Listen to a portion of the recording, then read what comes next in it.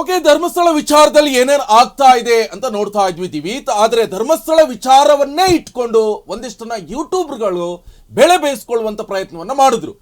ಒಬ್ರು ಹೇಳ್ತಾ ಇರುವಂತದ್ದು ಧರ್ಮಸ್ಥಳದ ವಿರುದ್ಧವಾಗಿ ಅಪಪ್ರಚಾರವನ್ನ ಮಾಡೋಕ್ಕಂತಾನೆ ಒಂದು ಗುಂಪು ಸೃಷ್ಟಿಯಾಗ್ಬಿಟ್ಟಿದೆ, ಅಂದ್ರೆ ಯೂಟ್ಯೂಬರ್ಸ್ಗಳದ್ದು.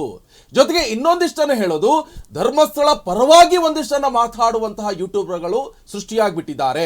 ಈ ಕಂಟೆಂಟ್ಗಳಿಗೆ ವೈರಲ್ ಆಗೋಕೆ ಒಂದಿಷ್ಟು ಗುಂಪು ಕೂಡ ರೆಡಿ ಮಾಡ್ಕೊಂಡಿದ್ದಾರೆ, ಗ್ರೂಪ್ಸ್ ಗಳನ್ನು ಕೂಡ. ಅಂದ್ರೆ ಇವರು ಜರ್ನಲಿಸಂ ಮಾಡೋದಕ್ಕೆ ಅಂತ ಮಾಡ್ತಾ ಇಲ್ಲ, ಕೇವಲ ಅದೇಗ ಮುಂದಿನ ದಿನಮಾನಗಳಲ್ಲಿ ಈಗ ಯೂಟ್ಯೂಬ್ಗೂ ಒಂದಿಷ್ಟು ಕಂಡೀಷನ್ಗಳು ಕೂಡ ಅಪ್ಲೈ ಆಗಬಹುದು. ಏನ್ ಮೀಡಿಯಾಗೆ ಯಾವ ರೀತಿ ಆಗಿದೆ ಅದೇ ತರ ಕೂಡ ಯೂಟ್ಯೂಬ್ ಕೂಡ ಅಪ್ಲೈ ಆಗಬಹುದು. ಈಗ ಈ ಯೂಟ್ಯೂಬರ್ ವಿಚಾರಕ್ಕೆ ಈ ಸುಮಂತ್ ಹಾಗೆ ಚಂದನ್ ಗೌಡ ಇವ್ರದೆಲ್ಲ ಒಂದು ದೊಡ್ಡ ಆಡಿಯೋ ವೈರಲ್ ಆಗ್ತಾ ಇರುವಂತದ್ದು. ಅಂದ್ರೆ ಚಂದನ್ ಗೌಡ 50 ಲಕ್ಷ ತಗೊಂಡು ಬಿಟ್ಟಿದ್ದಾರೆ, ಅವರು ಬಟ್ಟೆ ಶಾಪ್ ಮಾಡ್ಕೊಂಡಿದ್ದಾರೆ, ಸೊ ಈ ತರ ವಿಡಿಯೋ ಹಾಕೋಕೆ ಅಂತ ಸುಮಂತ್ ಗೌಡ ಒಂದು ಆರೋಪವನ್ನು ಮಾಡಿದ್ದಾನೆ. ಇದೇ ಸುಮಂತ್ ಗೌಡನ ಆಡಿಯೋ ಒಂದು ಈಗ ರಿವೀಲ್ ಆಗ್ತಾ ಇದೆ. ಇದರಲ್ಲಿ ಸುಮಂತ್ ಗೌಡನೇ ತಪ್ಪಿತಸ್ಥ ಎನ್ನುವಂತ ಆರೋಪ ಕೂಡ ಕೇಳಿ ಬರ್ತಾ ಇದೆ. ಏನದು? ಯೂಟ್ಯೂಬರ್ ಸುಮಂತ್ ನಿಂದ ಸ್ಫೋಟಕ ಆಡಿಯೋ ವೈರಲ್, ನಾವೆಲ್ಲ ಫುಲ್ ವೈರಲ್ ಆಗಿದ್ದೇವೆ ಅಂತ ಸುಮಂತ್ ಹೇಳ್ತಾ ಇದ್ದಾನೆ. ಏನು ವೈರಲ್ ಆಗಿದ್ನೋ ಗೊತ್ತಿಲ್ಲ, ನಾವೆಲ್ಲವೂ ಕೂಡ ಫುಲ್ ವೈರಲ್ ಆಗಿದ್ವಿ. ಅಂದ್ರೆ ವೈರಲ್ ಇವರಾಗೋಕ್ಕೋಸ್ಕರನೇ ಮಾಡೋದಿದ್ನಲ್ಲ, ಕುತಂತ್ರ, ಸಮಾಜದ ಸ್ವಾಸ್ಥ್ಯವನ್ನ ಹಾಳುಗಡಿಯುವಂಥದ್ದು. ಸ್ನೇಹಿತರೊಂದಿಗೆ ಮಾತನಾಡ್ತಿದ್ದ ಆಡಿಯೋ ವೈರಲ್ ಆಗಿದೆ. ವೈರಲ್ ನೆಗೆಟಿವ್ ಆದ್ರೂ ಆಗ್ಲಿ ಪಾಸಿಟಿವ್ ಆದ್ರೂ ಆಗ್ಲಿ ನಾವು ಫೀಲ್ಡ್ ಅಲ್ಲಿ ಇರ್ಬೇಕು. ಈ ಮನಸ್ಥಿತಿ, ನೆಗೆಟಿವ್ ಆದ್ರೂ ಓಕೆ ಪಾಸಿಟಿವ್ ಆದ್ರೂ ಓಕೆ, ನಾವು ಮಾತ್ರ ಫೀಲ್ಡ್ ಅಲ್ಲಿ ಇರ್ಬೇಕು. ಅಂತಹ ಮನಸ್ಥಿತಿಯಿಂದ ಸಮಾಜದ ಸ್ವಾಸ್ಥ್ಯ ಹಾಳಾಗ್ತಾ ಇದೆ. ಚಂದನ್ ಗೌಡನ ವಿಡಿಯೋ ನೋಡಿ ನೆಗೆಟಿವ್ ಆಗಿ ತಿರುಗಿಸ್ತಾವ್ರೆ. ಇನ್ನು 10-15 ದಿನದಲ್ಲಿ ಚಂದನ್ ಗೌಡನನ್ನ ಬೀದಿಗೆ ಬೀಳಿಸ್ತೀನಿ. ನೋಡಿ ಎಂಥ ಒಂದು ಮಾತುಗಳು ಆಡಿಯೋದಲ್ಲಿದೆ. ಇನ್ನು 10-15 ದಿವಸದಲ್ಲಿ ಚಂದನ್ ಗೌಡನನ್ನ ಬೀದಿಗೆ ಬೀಳಿಸ್ತೀನಿ ಅಂದ್ರೆ ಇದ್ರ ಹಿಂದಿರುವಂತ ಕುಮ್ಮಕ್ಕು ಕೊಡ್ತಾ ಇರುವಂತದ್ದು, ಕುತಂತ್ರ ಸೃಷ್ಟಿ ಮಾಡಿರುವಂತದ್ದು ಯಾರು? ಹಾಗಾದ್ರೆ ಇವರಿಗೆಲ್ಲ ಬೇಕಾ ಬಿಟ್ಟಿ ಏನ್ ಮಾಡಿದ್ರು ಓಕೆ, ವೈರಲ್ ಆಗ್ಬೇಕಷ್ಟೇ. ಪಾಸಿಟಿವ್ ಆರ್ ನೆಗೆಟಿವ್ ನಾವು ಫೀಲ್ಡ್ ಅಲ್ಲಿ ಇರಬೇಕು. ಜಯಮಾಂದ ಜನ ನೋಡ್ಬೇಕು, ಜನ ಕೇಕೆ ಹಾಕ್ಬೇಕು. ಜನರಿಗೆ ನಾನೆಲ್ಲ ಪಬ್ಲಿಕ್ ಅಲ್ಲಿ ಹೋಗ್ತಾ ಇರುವಂತ ಸಂದರ್ಭದಲ್ಲಿ ನಾನಂತ ಗೊತ್ತಾಗ್ಬೇಕು. ಆದ್ರೆ ಸಮಾಜದ ಪರಿಸ್ಥಿತಿ ಯಾವ ರೀತಿಯಾಗಿ ತಂದಿಡುವಂತ ಕೆಲಸ ಅಲ್ವಾ ಇದು? ಈಗ ಚಂದನ್ ಗೌಡನ್ ವಿರುದ್ಧ ಈ ರೀತಿಯಾಗಿ ಆರೋಪ ಈ ಸುಮಂತ್ ಮಾಡಿದ್ದಾನೆ. ಆತನಿಗೂ ಹೆಂಡತಿ ಮಕ್ಕಳು ಫ್ಯಾಮಿಲಿ ಅಂತ ಇದೆ. ಮಾನ ಮರ್ಯಾದೆ ಪ್ರಶ್ನೆ ಅಲ್ವಾ ಇದು? ಫ್ರೆಂಡ್ಸ್ ಹೊರಗಡೆ ಬೀದಿಯಲ್ಲಿ ಹೋಗ್ಬೇಕಾದ್ರೆ ಇವನೇನಾ ಚಂದನ್ ಗೌಡ 50 ಲಕ್ಷ ತಗೊಂಡಿದ್ದಾನೆ ಇವನೇನಾ ಅಂತ ಹೇಳ್ಕೊಂಡು ಈ ಸುಮಂತ್ ಗೌಡ ಹೇಳಿರೋದೇ ನಂಬಲ್ವಾ? ಹಾಗಾದ್ರೆ ಅದಕ್ಕೆಲ್ಲ ಯಾರು ತುಂಬಿಕೊಡ್ತಾರೆ ಅಂತ ವಿಷಯ ಏನಾಗಿದೆ ಅಂತಂದ್ರೆ, ಈ ಚಂದನ್ ಗೌಡ ಇದಾನಲ್ಲ, ಇವನನ್ನ ಎತ್ತಿ ಕಟ್ಟಬೇಕು ಅಂತ ಸುಮಂತ್ ಒಂದು ಪ್ಲಾನ್. ಸುಮಂತ್ ಏನ್ ಮಾಡಿದಾನೆ, ಕೆಲವರಿಗೆ ಅರ್ಥ ಆಗಿರಲ್ಲ ಇದು ಏನಿದು ಪ್ರಕರಣ ಅಂತೇಳಿ. ಎಲ್ಲರೂ ಚಂದನ್ 50 ಲಕ್ಷ ಹಣ ಪಡೆದು ಅವನ ಅರಮನೆ ಅನ್ನೋ ಬಟ್ಟೆ ಶಾಪ್ನ ಮಾಡ್ಕೊಂಡಿದ್ದಾನೆ, ಫಂಡಿಂಗ್ ತೆಗೆದುಕೊಂಡಿದ್ದಾನೆ ಚಂದನ್ ಗೌಡ ಅಂತೇಳಿ ಈ ಸುಮಂತ್ ಆರೋಪ ಮಾಡ್ತಾನೆ. ಆರೋಪ ಮಾಡಿ ಆಯಿತು, ಅದಕ್ಕೆ ಚಂದನ್ ಗೌಡ ನಾನು ತಪ್ಪೇ ಮಾಡಿದ ಅಂತೇಳಿ ತುಂಬ ಎಕ್ಸೈಟ್ಮೆಂಟ್ ಆಗಿ ಮಾತನಾಡ್ತಿರ್ತಾರೆ.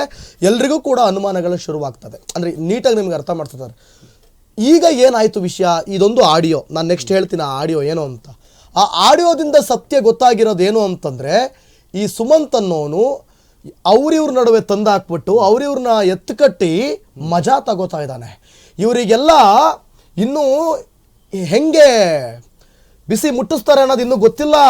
ಇನ್ನು ಯಾವ ರೀತಿ ಇವರು ಆಟ ನೋಡ್ತಾ ಇದ್ದೀರಿ ನೀವೆಲ್ಲ, ವೈರಲ್ ಆಗಬೇಕು ಅಥವಾ ಹೆಸರು ಮಾಡಬೇಕು. ಅವ್ನು ಹೆಂಗೆ ಮಾತಾಡ್ತಾನೆ ಗೊತ್ತಾ, ಅವ್ನ ಮಾತಿನ ಚಾಟಿ ಹೆಂಗಿದೆ ಗೊತ್ತಾ? ಸಿಕ್ಕಾಬಟ್ಟ ವೈರಲ್ ಆಗ್ಬಿಟ್ಟಿದ್ದೀನಿ ಮಚ್ಚಿ, ಫುಲ್ ವೈರಲ್ಲು. ಅವ್ನು ಕೇಳ್ತಾನೆ positive negative, positive or negative, viral ಆಗಬೇಕಷ್ಟೇ. ಅಂದರೆ ಇವ್ರ ಆಲೋಚನೆ ಯಾರಿಗೂ ನ್ಯಾಯ ಕೊಡಿಸೋದಲ್ಲ, ಅಥವಾ ಜರ್ನಲಿಸಮ್ ಎಥಿಕ್ಸ್ ಇಲ್ಲ. ಇಂಥವ್ರನ್ನ ನಂಬಿಕೊಂಡಂತ ನಮ್ಮ ಜನ ನಾವು SIT ಮಾಹಿತಿಯನ್ನು ಕೊಡ್ತಾ ಇದ್ರೆ ಸುಳ್ಳು ಅಂತಾರೆ. ಬನ್ನಿ ನೆಕ್ಸ್ಟ್ ಬ್ರೇಕಿಂಗ್ ನೋಡುವ. ಈ ಕೇಸ್ನಲ್ಲಿ ಚಂದನ್ ಗೌಡನನ್ನ ಸೇರಿಸಿದ್ದೆ ನಾನು ಅಂತಾನೆ ಈ ಅವಿವೇಕಿ. ಯೂಟ್ಯೂಬರ್ ಸುಮಂತ್ನಿಂದ ಸ್ಫೋಟಕ ಆಡಿಯೋ ವೈರಲ್, ಗೌಡನನ್ನ ಈ ಕೇಸ್ನಲ್ಲಿ ತಗಲಾಕ್ಸಿದ್ದೆ ನಾನು, ನಮ್ಮ ಲಿಸ್ಟ್ನಲ್ಲಿ ಇವ್ರು ಇರಲೇ ಇಲ್ಲ, ನಾನೇ ಸೇರಿಸಿದ್ದು ಅಂತ ಸುಮಂತ್ ಮಾತನಾಡಿರೋ ಆಡಿಯೋ ವೈರಲ್ ಆಗಿರೋದು, ವಿಡಿಯೋ ಅಲ್ಲ. ಸುಮಂತ್ ಮಾತನಾಡಿರೋ ಆಡಿಯೋ ವೈರಲ್ ಆಗಿದೆ, ಸ್ಫೋಟಕ ಆಡಿಯೋ ವೈರಲ್ ಆಗಿದೆ. ನೋಡಿ ಕೀರ್ತಿ ಅಣ್ಣ ಹೆಂಗ್ ಹೇಳಿದ್ರು ಹಂಗ್ ಮಾಡಿದೆ ಅಂತಾನೆ ಕಿರಿಕಿರ್ತಿರು ಸೆಂಟ್ರಿಗೆ ಸೇರಿಸ್ಕೊಂಡ್ಬಿಟ್ಟವನಿಲ್ಲಿ. ಒಂದ್ಸಲ ನೋಡ್ಬಿಡೋಣ ಆಡಿಯೋನ, ಆಮೇಲೆ ಚರ್ಚೆ ಮಾಡೋಣ. ಒಂದ್ಸಲ ಆಡಿಯೋ ಕೇಳ್ಬಿಡೋಣ ನಿಕೇಶ್. ಎಸ್,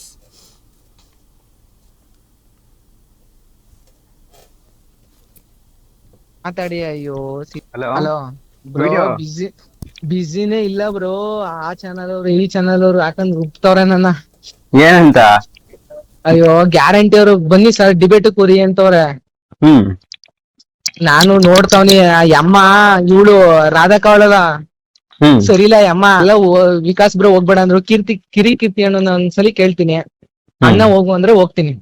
ಹ್ಮ್ ಹ್ಮ್ ನೆಕ್ಸ್ಟ್ ಲೆವೆಲ್ ಸದ್ದು ಓಸಿ ಆ ಮೀಡಿಯಾದವ್ರು ಈ ಮೀಡಿಯಾದವ್ರು ಅದ್ ಯಾವ್ದೋ ಇನ್ನೊಂದ್ ಮೀಡಿಯಾದವ್ರು ಬೇರೆ ಯಾವ್ದೋ ಮೀಡಿಯಾಸ್ ಹೇಳಿದ್ರು ನಂಗೆ ಮರ್ತೋಯ್ತು.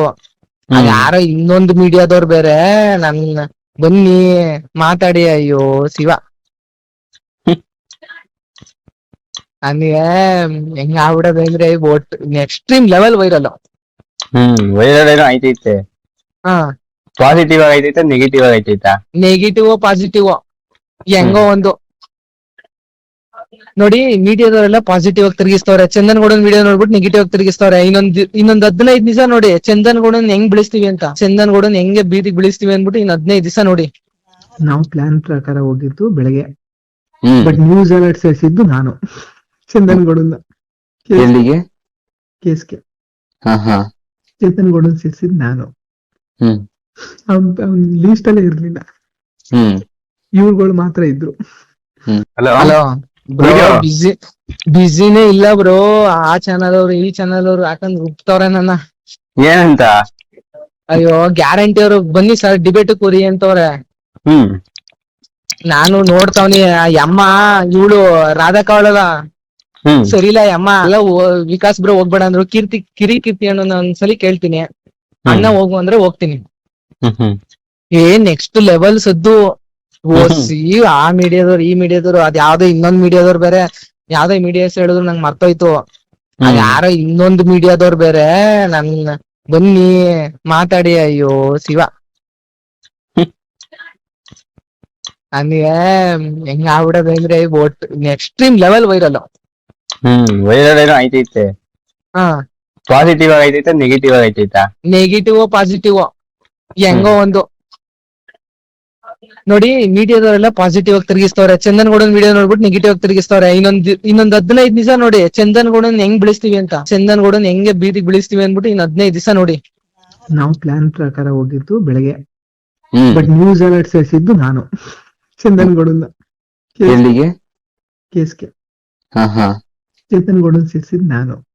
ಹ್ಮ್ ಅವ್ನ್ ಲೀಸ್ಟ್ ಅಲ್ಲೇ ಇರ್ಲಿಲ್ಲ, ಹ್ಮ್ ಇವ್ರುಗಳು ಮಾತ್ರ ಇದ್ರು.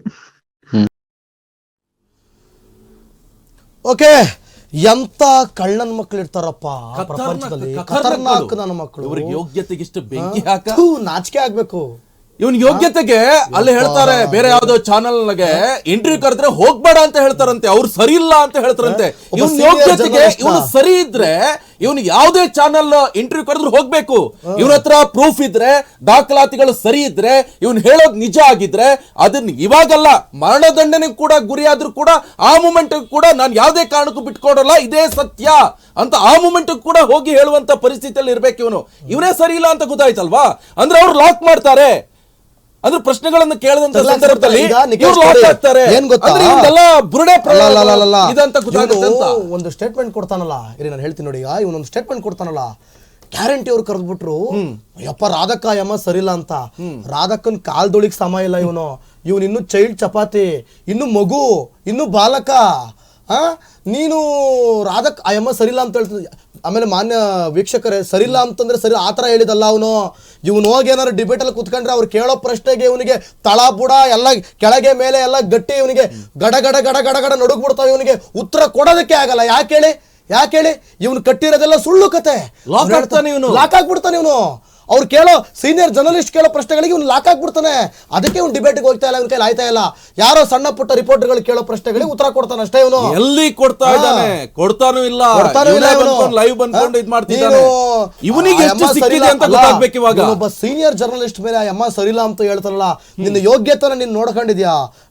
ನೀನಿನ್ನು ಯೂಟ್ಯೂಬ್ ಅಂದ್ರೆ ನೀನಿನ್ನು ಫೀಲ್ಡ್ ಅಲ್ಲಿ ಇನ್ನು ಬಾಲಕ. ನೀನು ಎರಡು ಬಿಟ್ರೆ ಇವನಿಗೆ ಎಷ್ಟು ಬಂದಿದೆ ಅಂತ ಗೊತ್ತಾಗ್ಬೇಕು. ಅಲ್ಲ, ಇವನಿಗೆ ಸ್ವಲ್ಪ ಬಿಸಿ 50 ಲಕ್ಷ ಇವನಿಗೆ ಬಂದಿದೆ ಅನ್ಸುತ್ತೆ. ಗುರುಡೆ ಪ್ರಕರಣದಲ್ಲಿ 50 ಲಕ್ಷ ಇವನಿಗೂ ಬಂದಿದೆ ಅನ್ಸುತ್ತೆ. ಅಲ್ಲ ಆಮೇಲೆ ಅವ್ನು ಹೇಳ್ತಾನೆ ನೋಡಿ, ಹೆಂಗ್ ಹೇಳ್ತಾನೆ, ಚಂದನ್ ಗೌಡನ್ ತಗ್ಲಕ್ಸಿದ್ದೆ ನಾವೇ ಅಂತ ಹಿಂಗ್ ಹೇಳ್ತಾನೆ. ಇವನು ಎಂತ ಅವಿವೇಕಿ ಇವನು. ಇನ್ ಎಷ್ಟು ಮನೆ ಹಾಳು ಮಾಡ್ಬೇಕು ಅಂತ ಹೊರಟಿದ್ಯಪ್ಪ ನೀನು? ನಾಳೆ ಯಾರನ್ನು ಬೇಕಾದ್ರೂ ಇವರು ತೇಜೋವಧೆ ಮಾಡೋಕೆ ರೆಡಿ ಹೌದು, ಇದ್ದಾರೆ ಹೆಂಗ್ ಸಮಾಜದಲ್ಲಿ. ಬೇಕಾದ್ರೂ ಮಾಡೋದಕ್ಕೆ ready ಇದ್ದಾರೆ ಇವ್ರು. ಸಿದ್ದರಾಮಯ್ಯವರ ಇಂಥವ್ರನ್ನೆಲ್ಲ ನೋಡ್ಕೊಳ್ಳಿ, ಯಾಕಂದ್ರೆ ನಿಮ್ಮನ್ನು ಕೂಡ ತೇಜೋವಧೆ ಮಾಡೋಕೆ ಅಂದ್ರೆ ರೆಡಿ ಇದ್ದಾರೆ ಇವರು. ಕಿರಿಕಿರಿ ನಾಳೆ ಯಾರನ್ನ ಬೇಕಾದ್ರೂ ತೇಜೋವಧೆ ಮಾಡೋಕೆ ರೆಡಿ ಇದ್ದಾರೆ ಇವರು. ಕಿರಿಕಿರ್ತಿ ಮಾತು ನಾನು ಅಣ್ಣ ಹೇಳ್ದಂಗೆ ಕೇಳ್ತೀನಿ. ಅಂದ್ರೆ ಇದೆಲ್ಲ ಮಾಡಿಸ್ತಾ ಇರೋದು ಕಿರಿಕಿರ್ತಿನ. ಈ ಬಗ್ಗೆ ಕಿರಿಕಿರ್ತಿ ಅವ್ರು ಉತ್ತರ ಕೊಡ್ಲೇಬೇಕು. ಕಿರಿಕಿರ್ತಿ ಇದಕ್ಕೆ ಉತ್ತರ ಕೊಡ್ಲೇಬೇಕು. ಎಲ್ಲೆಲ್ಲ ಹೋಗ್ಬಿಟ್ಟು ನೀವು ಭಾಷಣ ಬಿಗೋದು, ಎಲ್ಲೆಲ್ಲ ಹೋಗ್ಬಿಟ್ಟು ಕೌಂಟರ್ ಕೊಡೋದು, ಎಲ್ಲೆಲ್ಲ ದೊಡ್ಡ ದೊಡ್ಡದಾಗ ಮಾತಾಡೋದಲ್ಲ. ನಿಮ್ಮ ಮಾತು ಕೇಳ್ಕೊಂಡು ಯಾರೋ ಪಾಪದವನ್ನ ತಗಲಾಕ್ಸ್ತಾವ್ ನೀವು. ನೀವೇ ಇದಕ್ಕೆ ಹಿಂದೆ ಇರೋ ರೂವಾರಿ ನೀವೇನಾ? ಇದಕ್ಕೆ ಹಿಂದೆ ಇರೋ ರೂವಾರಿ ನೀವೇನಾ? ಸ್ಪಷ್ಟನೆ ಕೊಡದೆ ಹೋದ್ರೆ ಕಿರಿಕೀರ್ತಿ ಅವರು ನೀವೇ ತಪ್ಪಿತಸ್ಥರು. ಹಂಗಾದ್ರೆ ನೀವೇ ಆಗ್ತೀರಾ? ಯಾಕಂತ ಹೇಳಿದ್ರೆ ಇದಕ್ಕೆ ಸ್ಪಷ್ಟನೆ ಕೊಡ್ಬೇಕಾಗತ್ತೆ. ಕಿರಿಕೀರ್ತಿ ವಿಚಾರ ಹೇಳಿದ್ದಾರೆ, ಇನ್ನೊಂದು ವಿಕಾಸ್ ಗೌಡನ್ ವಿಚಾರ ಹೇಳಿದ್ದಾರೆ. ಇವ್ರದೆಲ್ಲ ಹೆಸರು ಬಂದಿದೆ ಅಲ್ವಾ? ಹಾಗಾದ್ರೆ ಮಾಡಿಸ್ತಾ ಇರುವಂತವ್ರು ರೂವಾರಿನೇ ನೀವೇ. ಈಗ ಮಹೇಶ್ ಶೆಟ್ಟಿ, ತಿಮ್ರೋಡಿ ಮತ್ತೆ ಗಿರೀಶ್ ಪಟ್ಟಣ ಅವ್ರ ಕೆಳಗಡೆ ಒಂದ್ ಟೀಮ್ ಇದ್ರೆ ನಿಮ್ ಕೆಳಗಡೆ ಇನ್ನೊಂದ್ ಟೀಮ್ ಇದೆ ಅಂತ ಆಯ್ತು. ಏನ್ ಬೇಕಾದ್ರೂ ಮಾಡೋದಕ್ಕೆ ನೀವೆಲ್ಲ ಇದ್ ಮಾಡಿದ್ರೆ ಸತ್ಯ ಬೇಡ ನಿಮಗೆ. ಅರ್ಥ ಆಗ್ತಿಲ್ಲ. ನೀವೆಲ್ಲ ನ್ಯಾಯ ಕೊಡಿಸ್ತಾ ಏನೋ ಮಾತಾಡ್ತಿದ್ದ ನಂತರ ಆತನ್ನ ತಗ್ಲಾಕ್ಸ್ಬಿಡೋದು, ತೇಜೋವಧೆ ಮಾಡೋದು. ಇನ್ನೊಂದು ಇದೇ ವಿಚಾರ